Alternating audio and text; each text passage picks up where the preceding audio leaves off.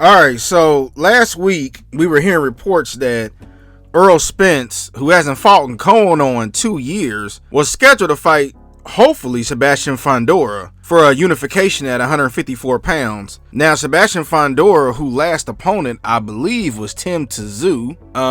They were going to fight. This was it going into 2024? Errol Spence went in the ring, and they took pictures, and a whole year later has passed. Well, now you're hearing reports that now the fight is off. Sebastian FOUNDORA's team is moving on. Errol said he'll fight when he's ready. And I think this raises more questions than answers. And shout out to the brother Blue Blood Sports TV. I seen his video about it today, a little bit about Errol and one of the Charlos. Is Errol Spence's career is over? And the reason why I say that is because when you look at Errol Spence, his last fights, Errol Spence he's fought 20 wins and only had 1 loss. I'm just going to read a little bit his last several fights. When he fought Carlos Campos, he fought June 2018. Then he fought Mikey Garcia. You remember that? Mikey felt like he could beat Errol. He fought Mikey March 2019. Then he fought Sean Porter September 2019. Then he didn't fight for over a year. Towards the end of the year, he got in that bad car accident. That's when he became unified as well, against Sean Porter. I believe he was IBF and WBC.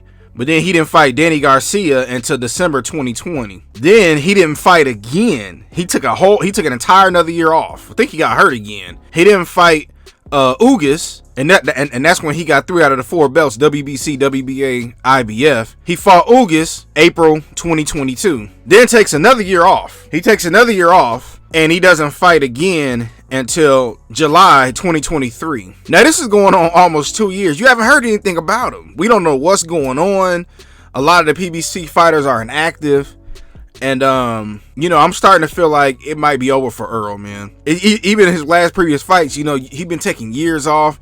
Gervonta Tank Davis, he might fight once a year. And it's like, what is going on? Like, is it something that we don't know? Is it really the contracts, or is it Errol turning down the fights? The thing that's bothering me about the Errol Spences and the Keith Thurmans and all these other PBC fighters, do y'all remember Keith Thurman had both belts, WBA and WBC? And, he was on top of the welterweight division. You thought that at one point him and Errol Spence would fight for unification, but that never happened. Well, I'm starting to feel like that just over in general. Man, these fighters have wasted so many years of their prime.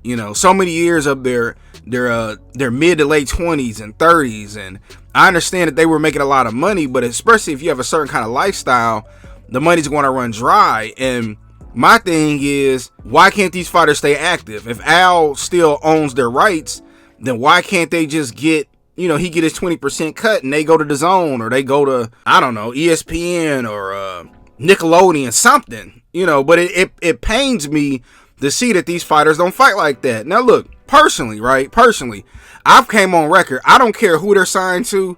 I don't care what network they're on. I'm a true diehard boxing fan.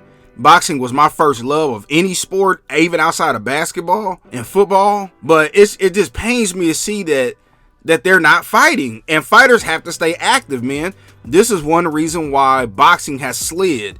And boxing, it used to be boxing, baseball, and racehorsing, right? Those were the 3 sports, early 1900s. And since then, boxing has slid. But you could argue that the 80s was the golden era of boxing because there was so many fighters coming out. But now you don't even see that no more, because when you do see fighters, they don't fight. Or when they do fight, they're fighting the cherry picks, and then they're only fighting once a year. And, I'm not going on that side of the street. I'm on this side of the street. And like, it's so much. And I really feel like the Wilder Joshua fight was the final nail, or should I say the final death blow to boxing, at least as it was, because it's like, man, wow, we was robbed of that fight. You had two brothers undefeated, could have fought. And guess what?